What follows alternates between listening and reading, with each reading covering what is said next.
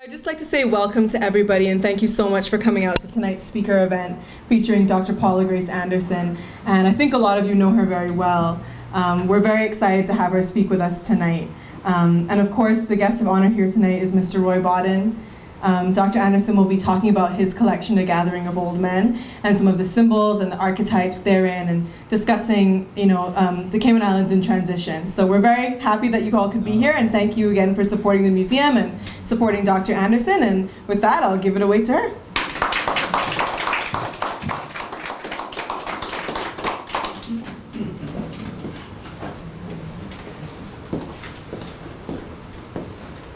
Thank you very much.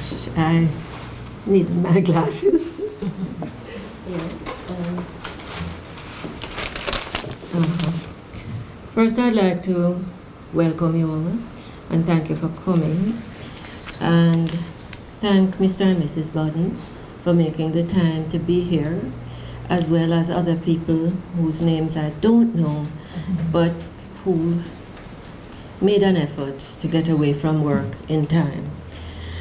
Further, I'd like to thank my chairperson, Miss Erica Gordon, for filling in for me this afternoon so that I could come away and get my nerves under control, which I haven't quite done, but still. I also wish to thank my Caymanian girlfriends who have, in actual fact, by their insights, helped me to understand the inside story of Cayman.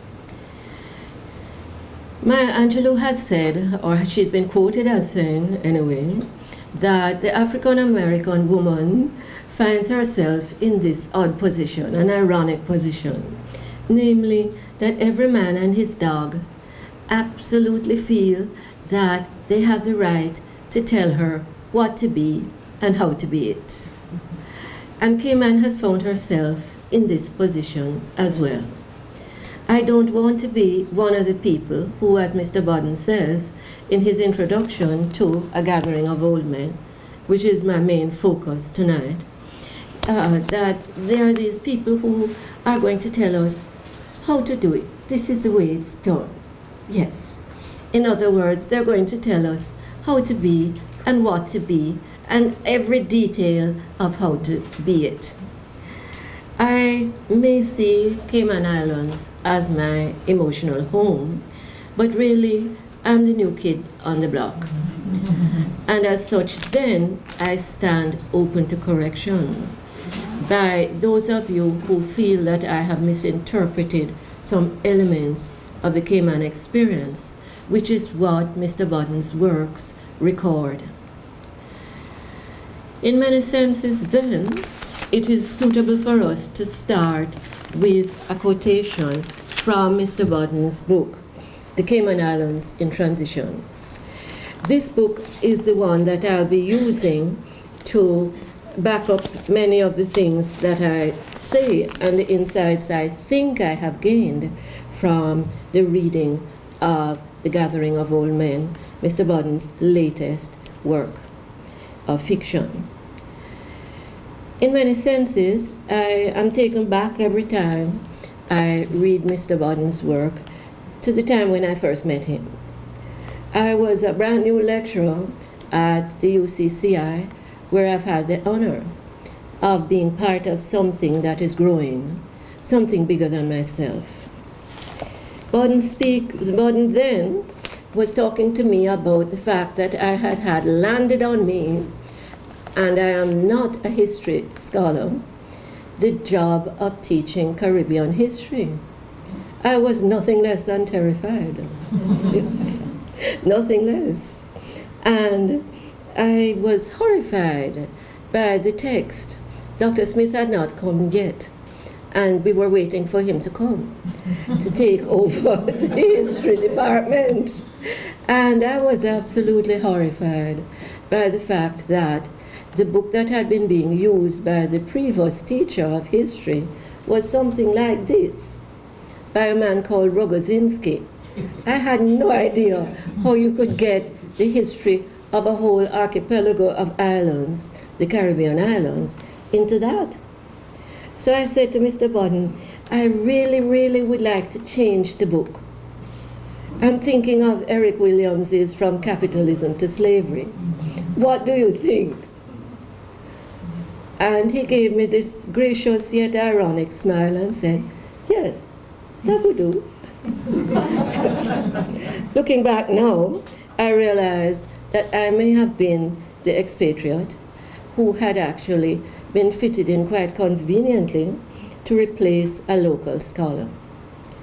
And part of, for whatever reason, part of my understanding then, retroactively I've gotten this understanding, is of course that the dualism, or the duality as Bodden calls it, of Caymanian society sees this pattern.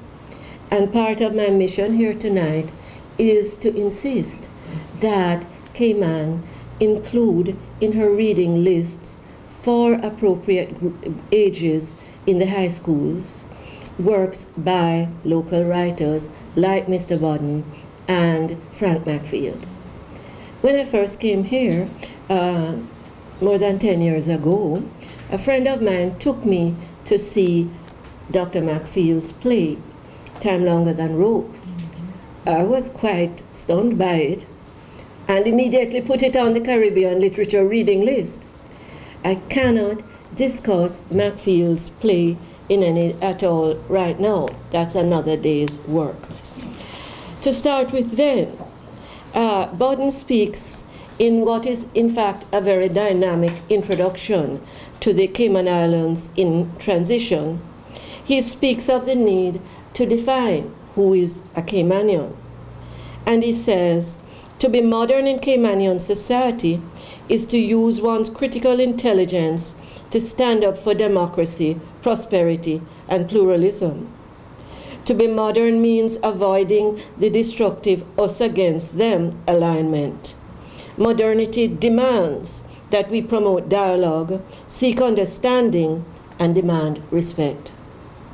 And it is this kind of respect that must be woven into the planning of our reading lists, I feel, for our young people here in Cayman. And of course, in that same introduction, Bodden speaks of the need for the people that he calls the established Caymanians to remember that Cayman is actually an imported society filled with people who are immigrants or the descendants of immigrants. And of course, this is true also of most of us in the Caribbean, in that we come from a history in which slavery and genocide actually wiped out or almost wiped out within, 20 years of Columbus's arrival, the native indigenous inhabitants. As such then, when Bodden speaks of the duality of Cayman society, he also speaks of the need for established Caymanians to stop denigrating expatriates and for the expatriates to treat Cayman as their own. Now, of course, there are those who will come up with a rebuttal and say, but Cayman is not our own, we are not born and bred Caymanians, and we don't have papers. That's not the point. The point is, of course, that if something is your own, you will love it, you will protect it, and you will develop it. You will make a commitment. And the issue of commitment then, as Bodden points out, is a moral commitment, is a moral issue, it's a moral commitment. In other words, whether we came by pain or by plane, to paraphrase some of the voices in the gathering of old men, as long as we are here, and as long as we are seeking what we want from Cayman, we must make that kind of moral commitment. In the preface to the Cayman Islands in Transition, Bodden speaks quite often in moral terms. Some may feel that this is naive. I don't. To continue then, there are some premises on which I'm basing my concept of the Caribbean writer. These are as follows, And of course, I'm going to indulge in some perhaps gross generalizations here. The Caribbean writer, or the writer from a small community, usually a landlocked or sea-locked community, faces certain issues and challenges. At home, and I'm going to use the word his, but we will talk about the women's role in all of this very shortly. And you'll notice that I speak of Cayman in the feminine terms. By no accident, I at home, the Caribbean writer, or the writer from the small community, faces the post-colonial conviction all around him or her in the society that what comes from elsewhere is always of necessity better than what comes from within the home territory. Also, such a writer faces the fact that a small community cherishes stereotypes and gossip as ways of supposedly knowing the other. Ironically, this kind of stereotyping is often so inbred into us in these countries and societies that perhaps even the writer himself may fall into the trap of stereotyping the other around him or her, and even stereotyping the value of his own products. We know him is Mrs. So-and-so's son from up in Bodden town. We know him. Who is he to talk to us about anything? Also, the Caribbean writer is among the latest of the arrivals, the newly arrived, the Cinderellas, among what I call the four worlds of literature. The four worlds of literature then include, to explain my terms, the first world of literature, the literature of Britain, Europe, America, North America, really. The second world of literature, the literature of Canada and South Americas or Latin Americas. Then there is the third world of literature, the literatures of Africa, the Caribbean, and comparable small island states and places. Bahamas and Cayman find themselves among the Cinderellas, the newly arrived in that fourth world of literature, or call it a third world of literature, but the Cinderella section in that world. Call it the fourth world of literature, if you want.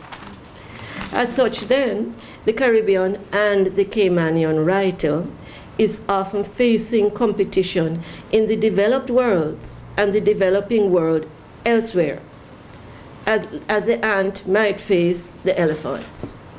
When we think of ourselves in terms of the millions and billions of people in China and the Arab world, we are really ants. And their literatures and cultures are a world unto themselves. As such also, then, the Caribbean writer has a moral commitment to record the silent voices of the unwritten history of the culture, of his or her culture. And here we remember Martin Carter, the Guyanese poet, who speaks of listening to the land, listening to what he calls the tongueless whispering of the land, the tongueless whispering that speaks to him of the past, a past that was almost obliterated by slavery. One should also note, of course, that Naipaul tells us, yes, in a historical book of note to you, Dr. Smith, The Middle Passage, that in actual fact, Dutch slave owners would practice cutting out the tongues of unmanageable slaves. This then is a cruel metaphor for a great deal of the Caribbean past. The Caribbean writer then understands that he must give voice to that tongueless whispering, to that unvoiced history. And this is part of the mission of writers like Bodden today. The Caribbean writer also understands, paradoxically perhaps, that the internal power politics and power relationships of his own society often blind his own people to the struggle and meaning of their own culture, their own identity, their own story. And as such, then, it is left to the writer of these societies to recapture that history, retell that story, and in the process, reassess and enshrine the identity of their peoples.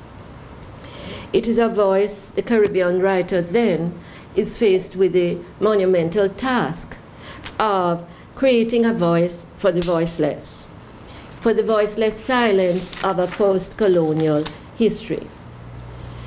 It is as if in the midst of an ocean of stereotypes about who Caribbean people are, who post-colonial people are, the Caribbean writer is crying out, we must be ourselves.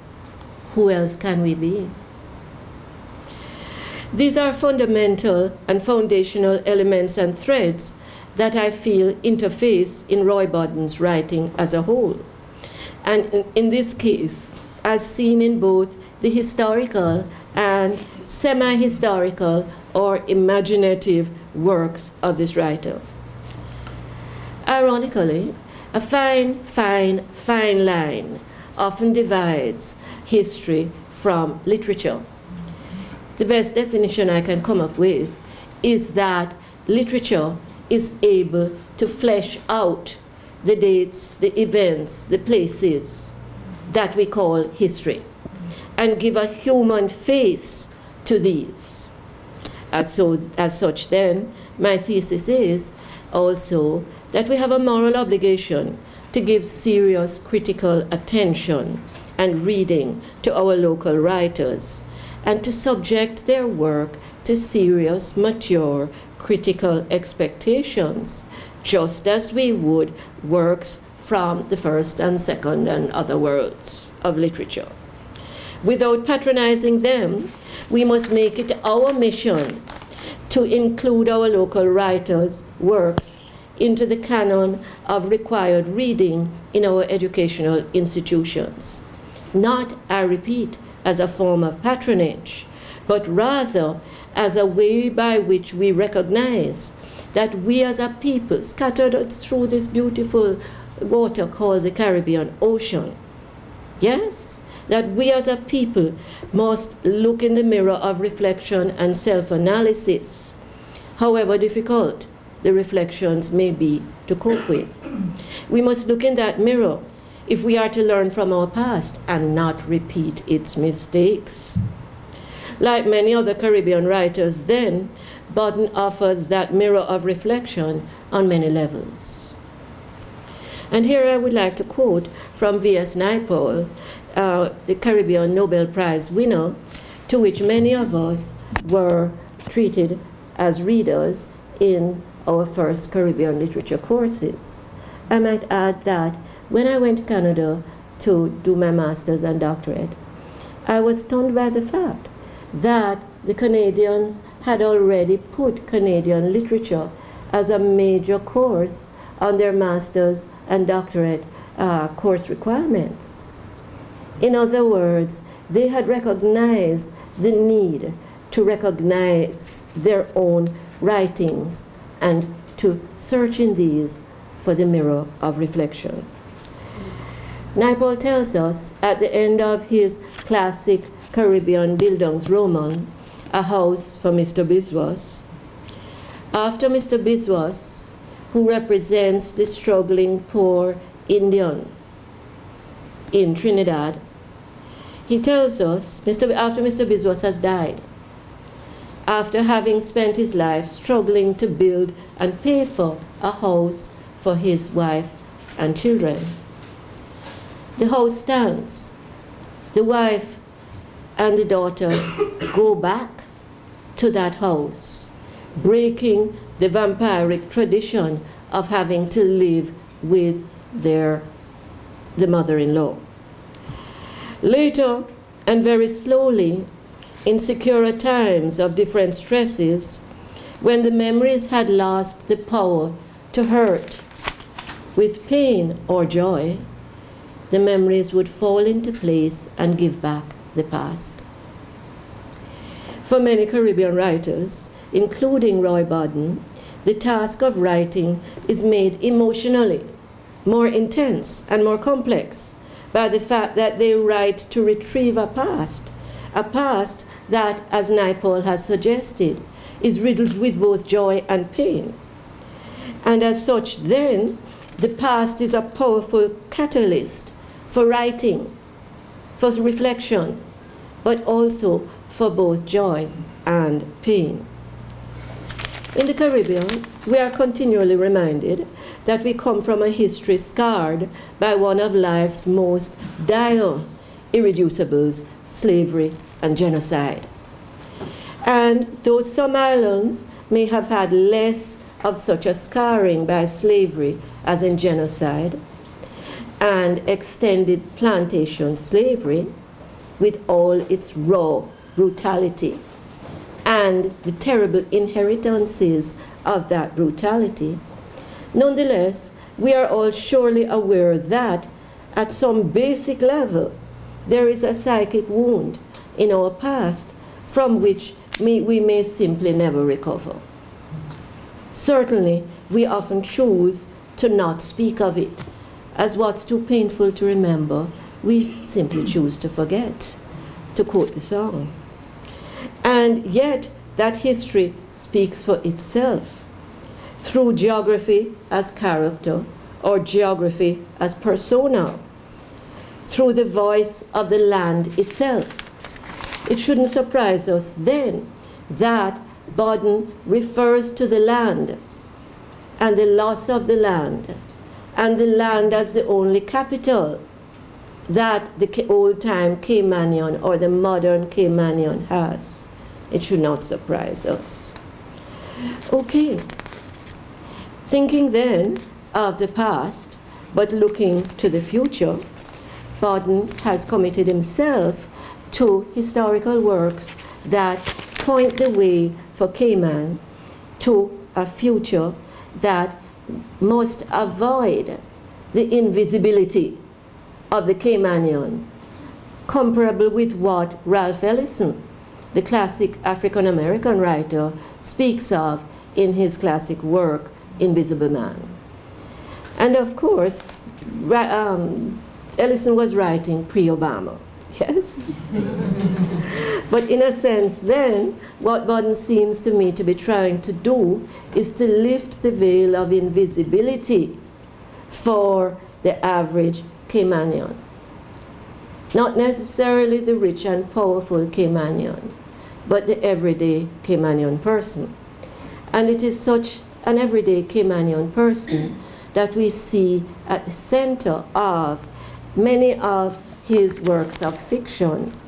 And in particular, we can talk about Stories My Grandfather Never Told Me, which is being reprinted, and of course, today's work, A Gathering of Old Men. But in Cayman and the Caribbean, we are not invisible. On the contrary, we are very visible as sand, sea, sex, and sun. Yes?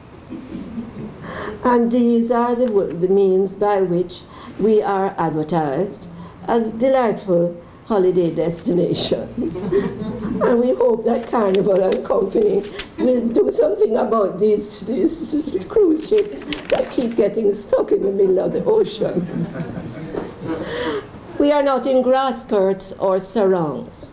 Instead, we often wear designer regalia, imported straight from the First World and Europe, and of course, at proudly disclosed higher prices. And my question is, do we continue to costume ourselves in the designed and designated masks of so-called development, or do we turn to our own writers and artists who seek to unmask us, who seek to recapture the past for us and give a voice to our own elegant yet tongueless whispers. This process of recovery of the self via a recapturing of our past and a retelling of our own history in our own language, in terms of our own experience, is precisely the quest and the test of the true Caribbean writer, represented tonight in Mr. Bodden. It is no coincidence the work under discussion then is called A Gathering of Old Men. The gathering represents a getting together for an informal yet polite discussion of the life and events of the Cayman Islands. The old men are the respected elders of the society, the griots, G-R-I-O-T-S, who tried to rationalize, that is, make rational, the irrational, who tried to make rational the almost impenetrable dualities of a fast-changing Caymanian society around them. A too fast-changing society, as they saw it. The griots represent the born and bred Caymanians, those that Bodden terms the established Caymanians of that time in the Cayman Islands in transitions. As such then, the conversations of the griots read like a long, thoughtful, emotionally rooted historical essay. And of course, the griots themselves are on a structural level, in terms of the structure of literature, an example of the creation of voices. Voices that use the intimate first-person narration, but also voices that represent important values systems and values conflicts.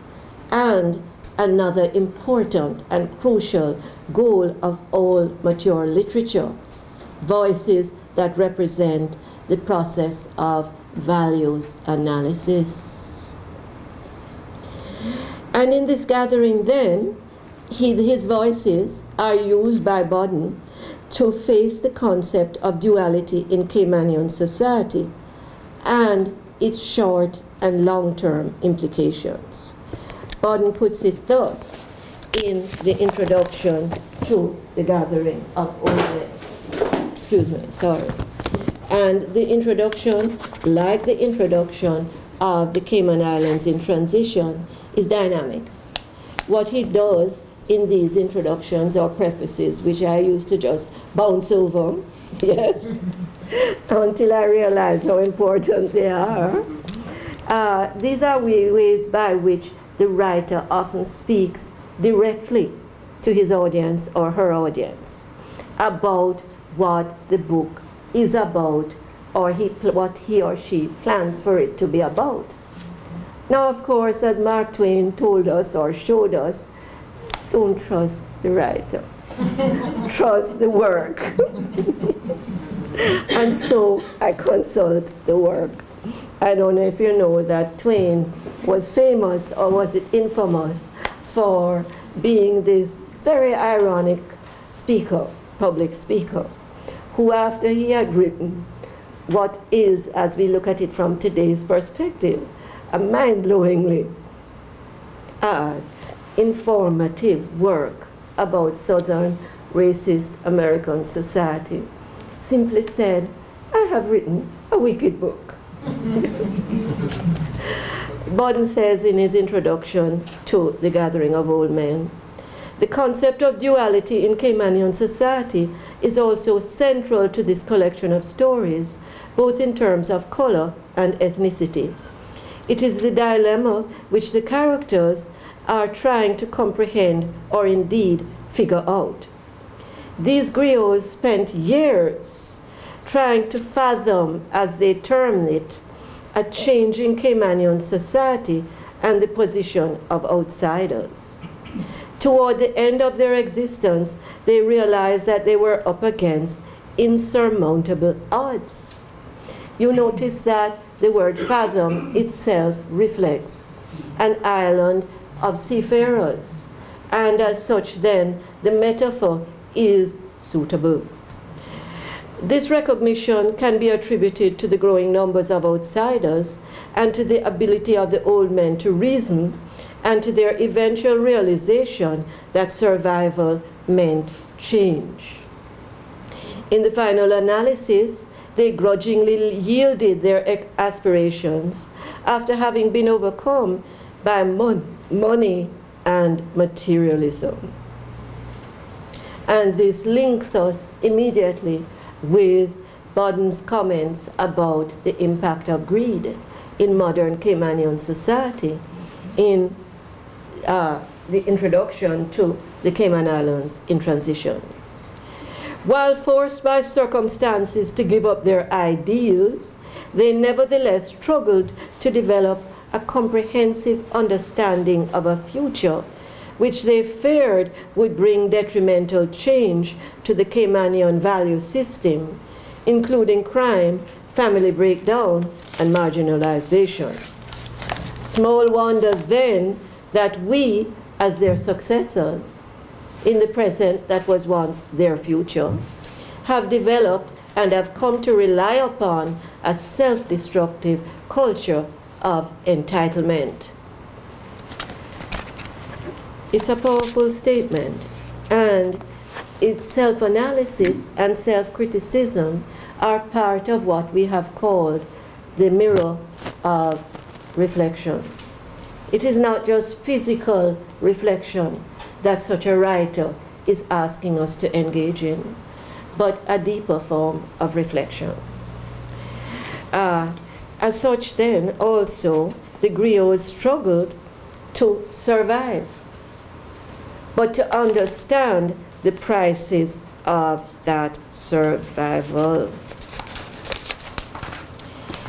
But the gathering of old men and the structural base used in it, in its crucial sections, the voices of the old men, all represent a community of forerunners, those who represent for the Caymanian journey, for us, a journey filled with survival struggles, a volatile relationship with an unpredictable but beautiful ocean, and a growing recognition that these forerunners were also door openers on a future filled with competing, contradictory, yet dualistically complementary elements.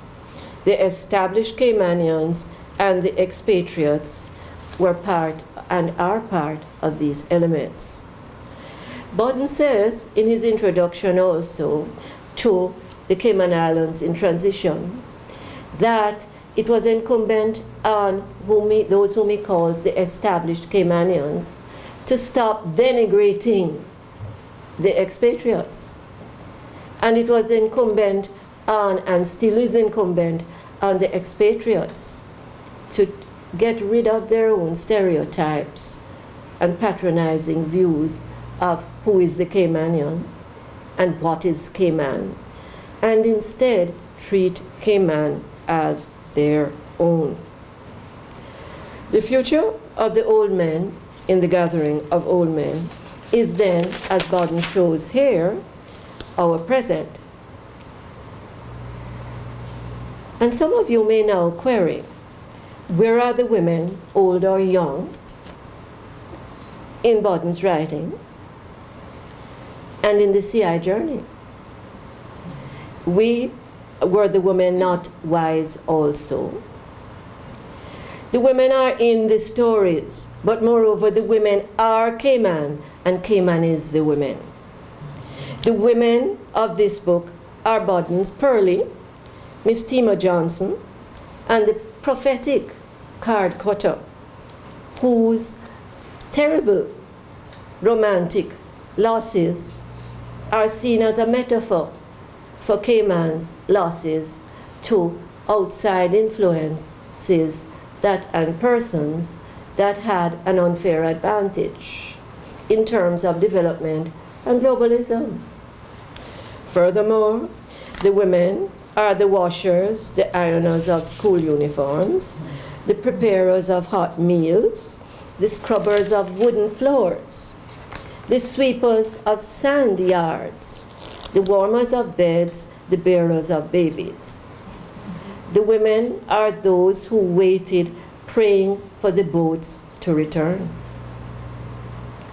These are the women who inhabit Bodden's pages with Miss Tima's tenacious faith in another life, even as she faced obvious destruction and death, as she tried to hold on to her home, the only home she had ever had, the home that her husband, who had been lost in a great storm on the ocean, had left for her, but which he was robbed of by the predatory so-called Custos, the man who believed that his being English gave him the right to do whatever he wanted.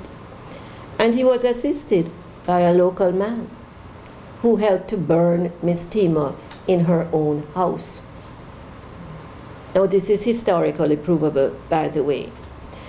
The women are also seen in the card cutters' frightening intuitiveness about what was happening to one of her customers' marriages as a reflection of what had happened to her own. And I argue as a reflection or a paradigm for what was happening to Cayman herself. Like Derek Walcott's Island as Woman and Woman as Island, Bodden's female figures remind us, with their elegant yet powerful place in this island's history, Bodden's female figures remind us that bodies in absence displace their weight, and dare our hand to claim what lovers' hands have never known, the nature of the body of another. As such then, just as Walcott shows the woman as island and the island as woman, and shows us that the absence, the ignoring of women in any society is a displacing of a powerful and necessary weight. We pay attention to the female characters in this collection. Bodden's female characters may be absent from the all-male gathering of the wise griots, but their impact is interwoven into the stories by their undeniable presence and the values they represent. Their presence is the presence of the archetype of Cayman herself. And as such then, how do we define archetypes? And how do we define gender, or its flip side, race? My argument is as follows: that the archetype, unlike the symbol, is multidimensional. It is what Ralph Ellison, again, one of my favorites, calls a more expansive version of human reality. The archetype, in other words, as some of my students and I have discussed and agreed, the archetype is multidimensional, leaving room for dualism and a concept of life that goes beyond a single stereotypical interpretation. What is gender? The archetypal understanding of gender, like race, that I have, is as follows. Both gender and race are empty categories. They are devoid of meaning or of value in and of themselves. They have no inherent meaning or value or worth. They have the value or worth that society gives to them, usually for purposes of power and manipulation and predation. As such then, archetypes of womanhood seen in classic versions of internationally known culture and literature. Move from, in the female case, from the Virgin Madonna, innocent yet strong, wise yet untouched, to the lethal yet lovely femme fatales or sirens of Greek and Roman mythology. These beautiful women who walked out into the ocean singing seductive songs, yes. I'm sure they were dressed or undressed quite seductively too, yes. To lure the sailors off of their ships so that they could kill them, yes. Archetypes encapsulate dualism within themselves without the one-dimensional dangers and the potential for bias that marks the stereotype. Unlike the symbol, which speaks to a limited audience, often within a limited cultural context, the archetype is rooted in a wider universal base, in which resonate for us across times and places and cultures shared recognitions of human universalities, and a shared recognition that the human experience is never one-dimensional. It is often dualistic, at least. Bodden's challenge then and achievements are to reject the stereotypical concepts of Caymanian society that reflect the welcoming society in search of tourism dollars or hedge fund profits, and instead to try to create a mirror of Cayman, a mirror that sowed the seeds of an affluent present, a mirror that saw the seeds of an affluent present being sown for us in a difficult, stressful past, a past that should not be forgotten, a past that was far from affluent, yet far more secure than the more affluent present that we see in Cayman today.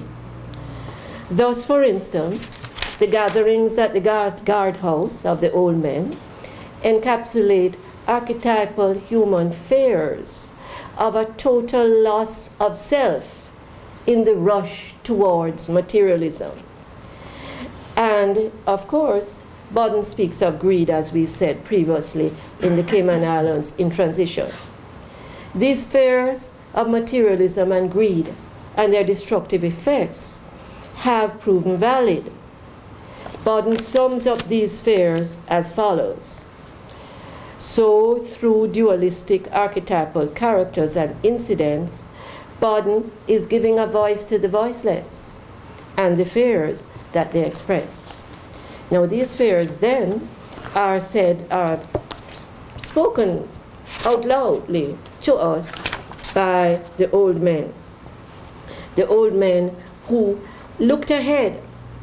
They were living in a far from comfortable Cayman, but they looked ahead nonetheless beyond their present sufferings and understood the following.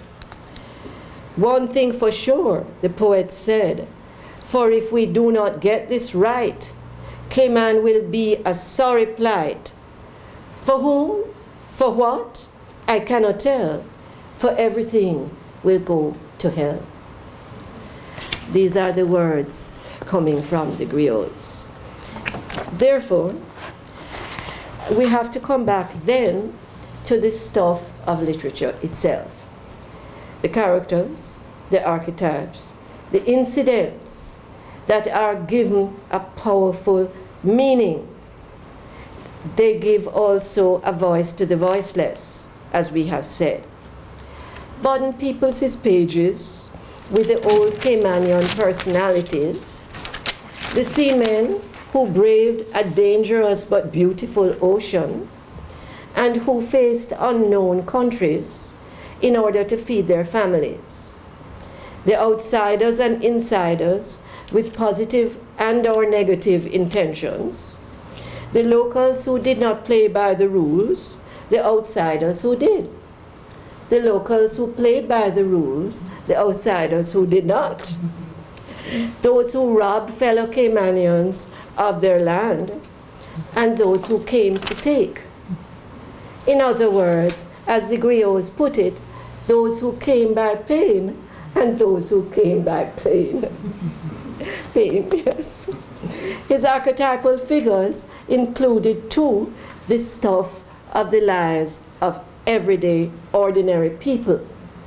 And this is, of course, well within the classic tradition of the folk story.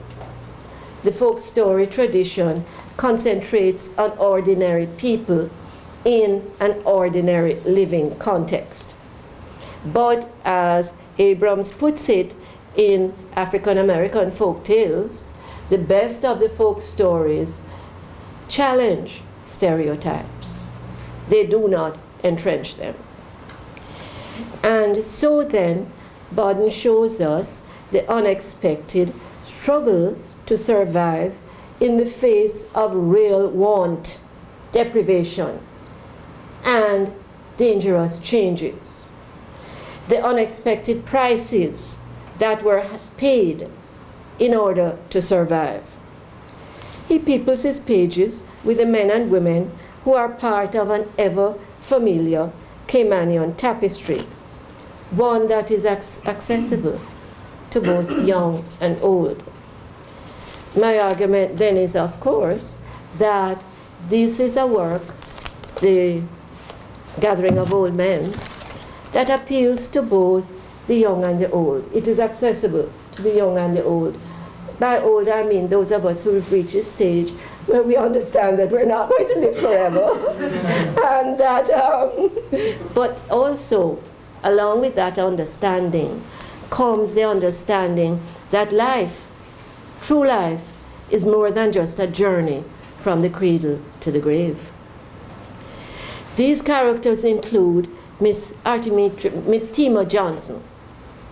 Miss Tima Johnson is the widow whose land and house have been signed over by her seaman husband to the Custos, so-called. The man who feels that, as an Englishman, he has the right to urinate on property, and that would make it his. The same is true of a dog. Let's go no further. Yes. Miss Tima Johnson is supposed to have been looked after by the Custos, and her husband had simply temporarily signed over the house and the land. Yes, until he returned. He never returned. The ocean swallowed him up. Yes? The Custos got tired of waiting for Miss Tima to die. He wanted the land now. Yes? After all, he had urinated on it. It was his. Yes. And so he gets an unfortunate local person, local, yes, to, it is said, tie up the house with ropes so she couldn't get out, and set it on fire. What struck me when I read this story was the courage of this woman and her faith. In other words, she's an archetype of a certain type of Caribbean and Caymanian woman. The woman who believes in the old lessons of the Bible and the old messages of biblical spiritual songs. The woman who faced death without fear.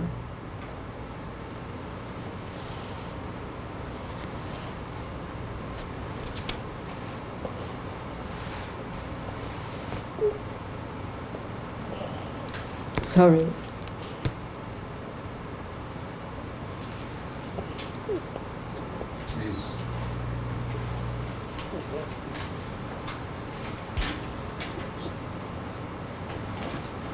Then there is Pearlie, a lighter story with a happier ending. Pearlie is the local Caymanian woman. It's not clear what color Pearlie's skin was. Thank you. And we don't need to know. Thank you. We just know that Pearlie was just so lovely that when you looked at her, you wanted to touch. And Pearlie represents another version of the Caymanian woman. another version of womanhood, an archetype of the kind of womanhood who has enough self-esteem to resist the drag-down gossip of the other women who are jealous of her. Because as we know, there is no such thing as painful as the intra-gender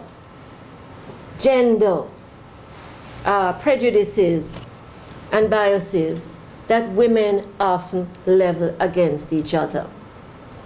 So Pearlie's self-esteem is such then that she resists that kind of behavior and holds her head high.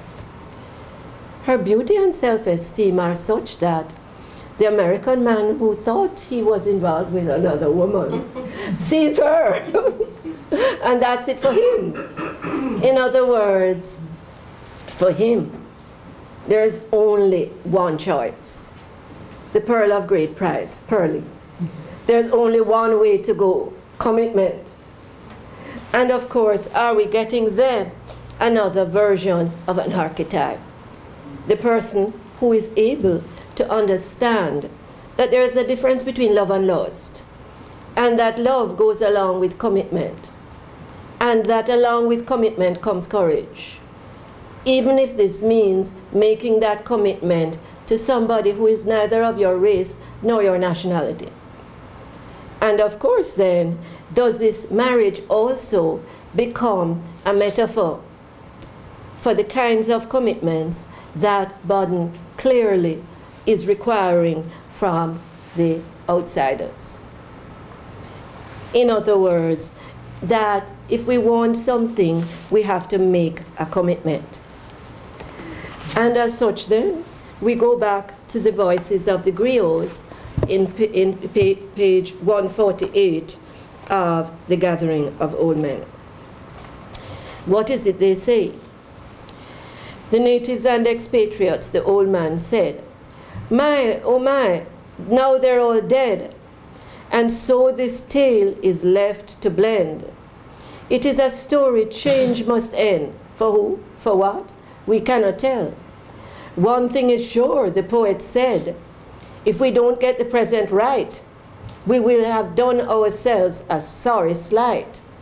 It makes no difference where we are from. All of us should be like one. Chewed up, spat out, against the wall. Our selfish ways, the cause of fall. It makes no difference, pain or plain. The mirror says we're all the same. For if we do not get this right, Cayman will be a sorry plight. For whom? For what? We cannot tell, for everything will go to hell." The collection ends then on a note of warning. Its characters tell us that the Cayman story is not simply the glossy version of Cayman that is presented to us in travel brochures. Its characters tell us that Cayman, being in Cayman, being a part of Cayman, being Caymanian, is to make a commitment in exchange for what we want or need, whether we came by plane or pain. And that commitment is, in Bodden's classic and timeless terms, to light a candle rather than cursing the darkness. This Caymanian writer then, Roy Bodden, helps us to light that candle rather than curse the darkness. With its gentle or shocking or charming or laughable series of archetypes and puppets that dance across the stages of our imagination, this collection of Cayman stories lights the way for us, for both the younger and the older reader, for the child and the adult in us. All of Bodden's messages are true for the outsiders and the insiders. They are true for those who ultimately are all part of these beautiful rocks in the middle of this dangerous but beautiful ocean. These beautiful rocks called the Cayman Islands. Thank you.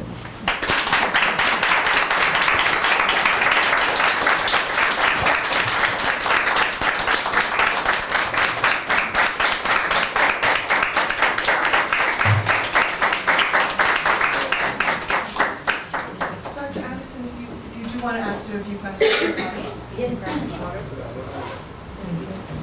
So if anybody does have a question, and I'll grab the mic and see if we can pass it down to you.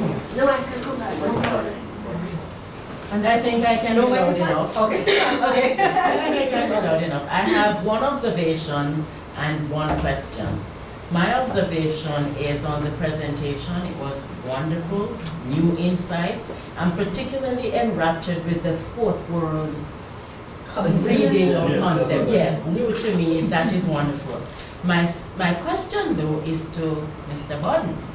I remembered once hearing Mervyn Morris spoke about his work, and he said that in many times, or in many cases, we read into the work what is not there. And my colleagues or my classmates at the time when we were at UWI would say, but don't you see it? Well, to one of my friends, everything was a phallic image. Don't you see it? And Mervyn would say, that was not what I intended. Or Lorna Goodison would say, no, I never saw that.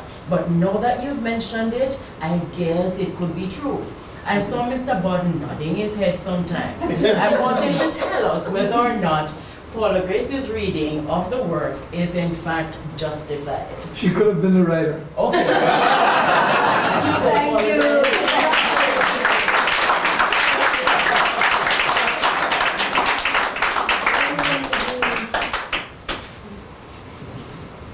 Do we have any other questions from the floor or comments? It was just a brilliant presentation, Dr. Gracie. I'm so proud of you. Thank you so much for giving us that reflection on President Bodden's book. It was truly, truly amazing and so well presented. Thank you. I just want to say that these readings are not just intellectual to me. They have a deep emotional significance. You noticed. Thank you.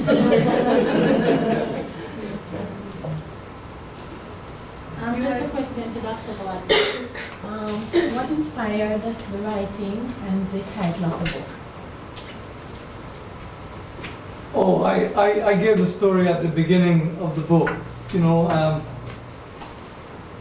a long time ago, I decided that I wanted to be a writer. First of all, because I had been privileged to listen to the griots for all of my growing up. And as a village school teacher, when I went to East End in 1970, and when it came to winding up the end of the week on Fridays, I would take my children, because the school was right across on the beach, and as a matter of fact, it's still right across, and read stories, but we never had any Caymanian stories that we could read, that the children could relate to.